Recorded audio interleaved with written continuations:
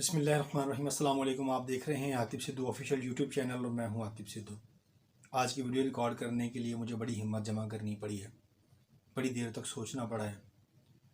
ایک بیٹا ہونے کے ناطے، ایک بھائی، ایک شوہر اور ایک باپ ہونے کے ناطے کم از کم میرے بس کی بات نہیں ہے کہ میں اس چیز کو دیکھوں اور اپنی آنکھیں بند کر لوں، خاموش ہو جاؤں، اس پہ بات نہ کروں۔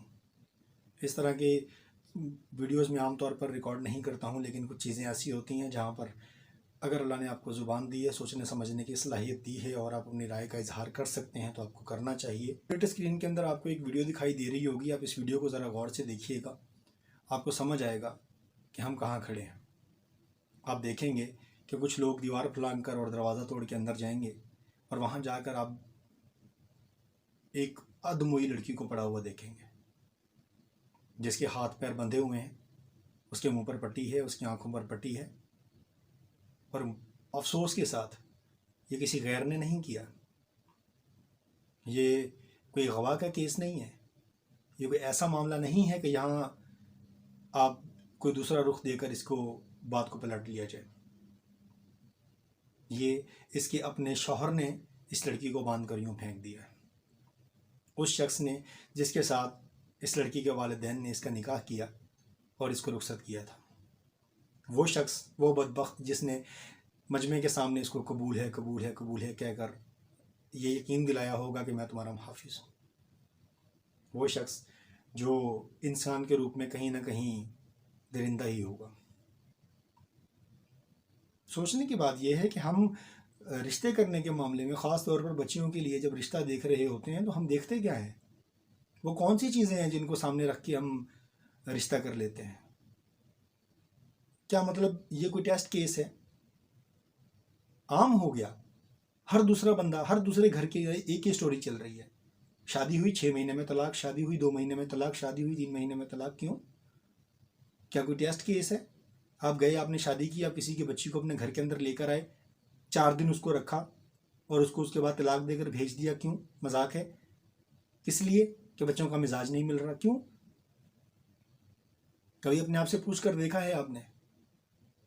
میں کہتا ہوں اگر کسی کی بچی کو اپنے گھر کے اندر لا کر آپ اس کی جگہ نہیں بنا سکتے، اپنے دل میں اس کو جگہ نہیں دے سکتے، اس کو اپنی فیملی کا پراپر حصہ نہیں بنا سکتے، تو پھر یہ مذاق بند کیجیے، پھر یہ تماشا بند کیجیے۔ مجھے خلیل الرحمن قمر صاحب کی بات یاد آئی، وہ کہنے لگے کہ وہ زمانہ ہی گزر گیا جب مائیں اپنے بچوں کی تربیت کیا کرتی تھیں، اب تو بچہ پیدا ہونے کے بعد بڑا ہونے تک 2 ہی چیزوں میں پلتا ہے، ایک لالچ اور ایک خوف۔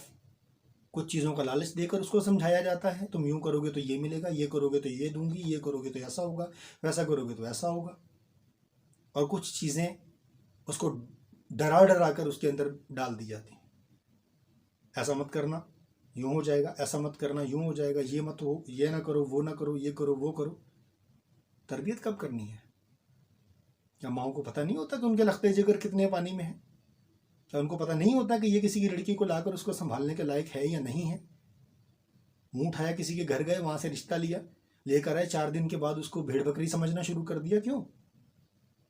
ایک باپ نے اپنی ساری زندگی لگا دی ہے اپنی بیٹی کو جوان کر کے تمہاری جھولی میں ڈالنے کے لیے، کیا نتیجہ دے رہے ہیں اس کا؟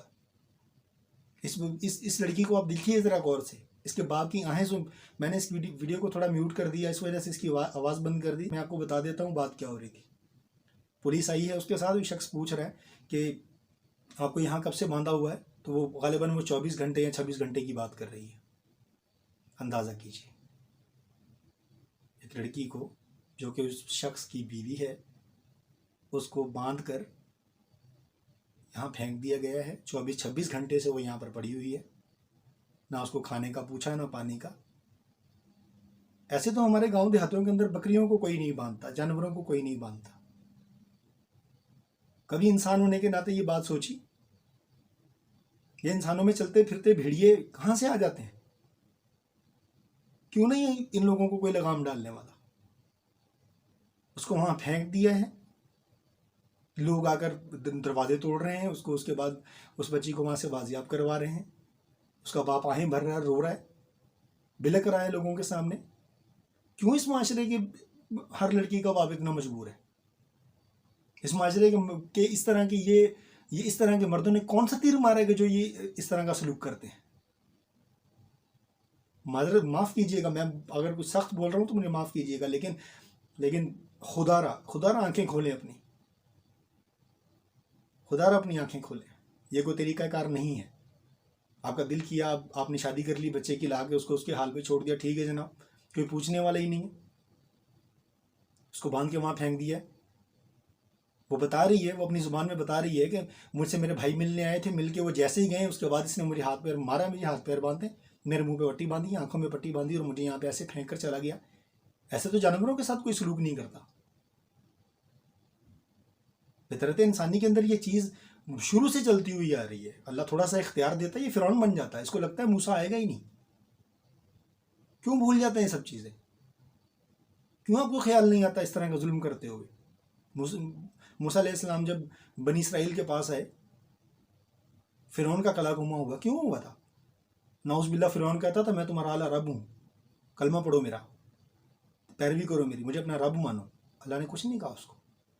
جب تک وہ خود کو اللہ کا شریک ٹھہراتا رہا، اللہ نے کچھ نہیں کہا اس کو. لیکن جب اس نے ظلم کرنا شروع کیا، اللہ نے کہا بس، موسیٰ آ گیا.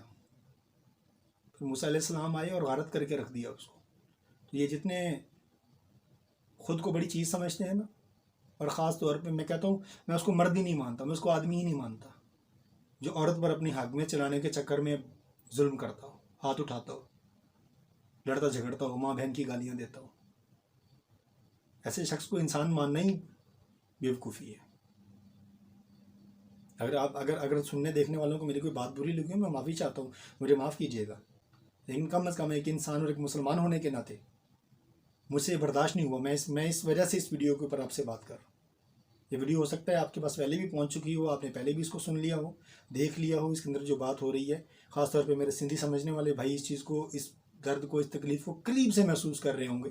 کیا ہوگا آپ لوگوں نے، میں مانتا ہوں اس چیز کو ہو چکا ہوگا پہلے، لیکن اس کے اوپر بات کرنا ضروری تھا. مجھے لگا کہ اس مسئلے پہ بات کرنا ضروری ہو گیا، اس لیے میں نے اس کے اوپر ویڈیو ریکارڈ کی ہے.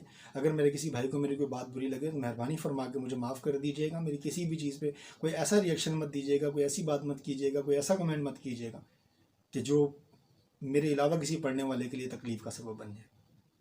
خوددارا اپنی آنکھیں کھولیں، خوددارا ایسی چیزوں پہ نظر رکھیں.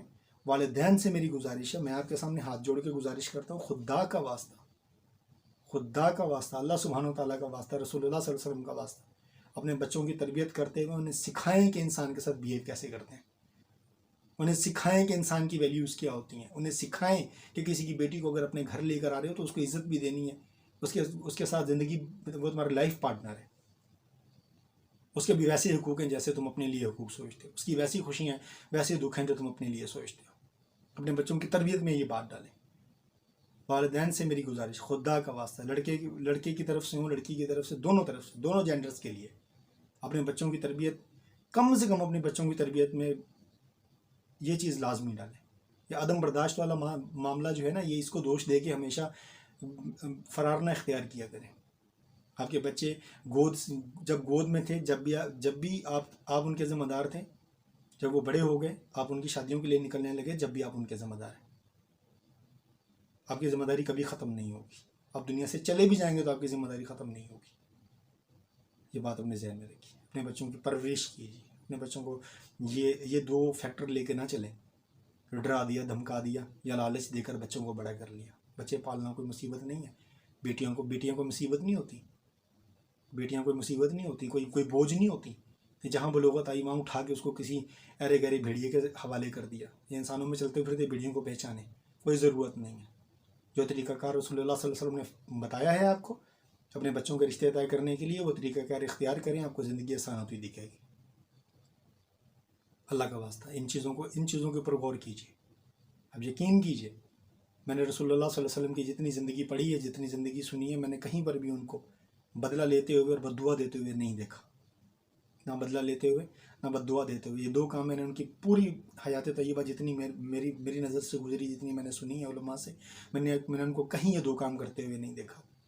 اور الحمدللہ ہمیشہ اپنے آپ کو یہ بات سمجھائی ہے کہ نہ کسی کو بدلہ لینا ہے، نہ کسی کو بد دعا دینی ہے. لیکن آپ یقین کیجیے، اللہ گواہ ہے اس بات کا. میں نے یہ ویڈیو دیکھی، بے ساختہ میرے منہ سے نکل گیا کہ یا اللہ غرق کر دے اس انسان کو. اور جتنے وہ لوگ جو اس طرح کے ظلم کر رہے ہیں ان کو غارت کر دیں. ان کی ضرورت نہیں ہے. اگر ان کے نصیب میں ہدایت نہیں ہے تو ان کو ختم فرما دیں. کوئی ضرورت نہیں ہے معاشرے کو ان کی. آپ کو کیا لگتا ہے یہ بے تکی بارشیں، یہ سیلاب، زلزلے، حادثاتی موت دنیا میں، یہ اتنی زندگی کے اندر بے برکتی، وقت کے اندر بے برکتی، رزق میں بے برکتی، لڑائی جھگڑے فسادات، یہ سب کیا خود بخود ہو رہا ہے؟ یہ سب کچھ قدرت کی طرف سے ہو رہا ہے، خود نہیں ہو رہا.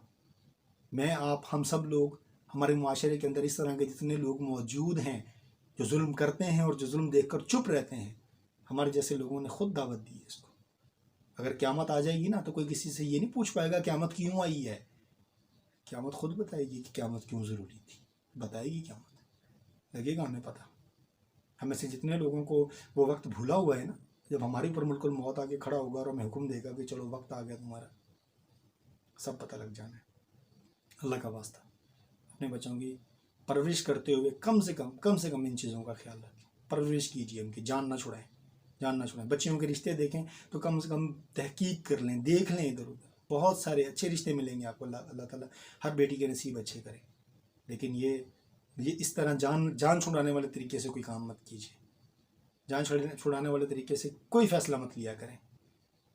بچیوں کی زندگیاں تباہ ہو جاتی ہیں. ملاقات بشرط زندگی. دعاؤں میں یاد رکھیے گا. اللہ نگہبان.